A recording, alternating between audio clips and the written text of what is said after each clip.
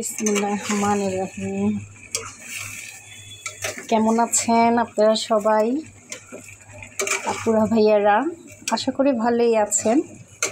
আমি এতদিন ভিডিও করিনি, এক একজনের এক একটা কথা শুনতে শুনতে না ভালো লাগে না, তাই ভাবলাম মানুষের কথা শুনে কী লাভ, মানুষের তো মুখ কাছেই বলবে, বলুক গিয়ে, তাই করিনি। আমি যাদেরকেই ভালোবাসি তারাই আমাকে অপমান করে, বুঝছেন? তারাই আমাকে মনে করে বোকা, ব্যাককেল। ও ভালোবাসেটাকে আমাকে মনে করে যে আমি কিছুই বুঝি না।